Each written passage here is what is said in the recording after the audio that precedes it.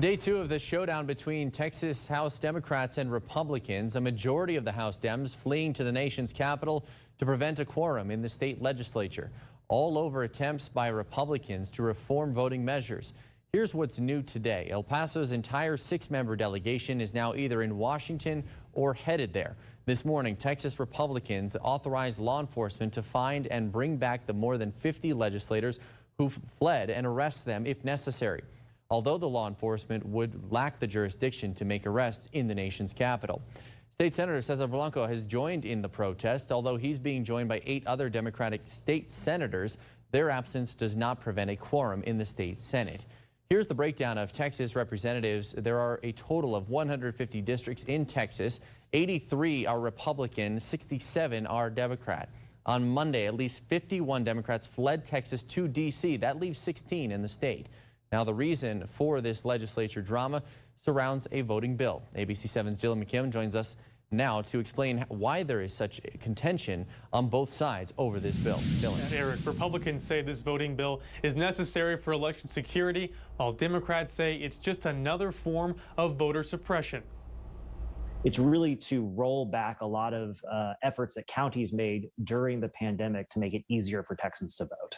Senate Bill 1 and House Bill 3, the center of contention in the special legislative session at the state capitol.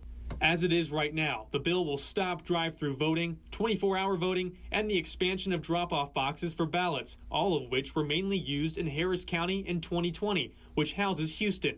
Other things in the bill will affect voting in El Paso County, such as hours of early voting, not allowing third parties to send absentee ballots to people who did not request them, and expanding the abilities for partisan poll watchers. And the voting issue has created an ideological split around the country. In short, Republicans see the system as rife with fraud, and Democrats see it as, increasingly defined by voter suppression. Other state legislatures have passed similar legislation, but Texas Democrats are going to great lengths to prevent its passage. This is a sham bill. State House Democrats fleeing to D.C. Monday night to prevent a quorum in the House. 4 of them part of El Paso's delegation. We're not here because we want to be. We are here because we were forced to come to D.C. to protect the rights not only of our community, but across the state. President Biden talking Tuesday about the voting bills that have been enacted by Republican legislatures around the country. They want to make it so hard and inconvenient that they hope people don't vote at all.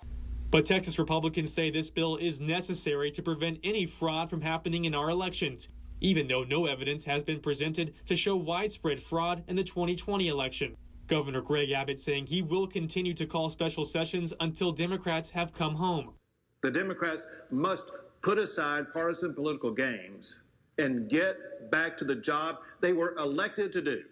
Texas House Democrats are meeting with top Democrat officials at the nation's capital to discuss national voting laws, while House Republicans wait in Austin, unable to pass anything. Because it's theatrics. You know it. We all know it. Stop lying to yourselves. It's a game. They're wasting the Texans' taxpayer dollars.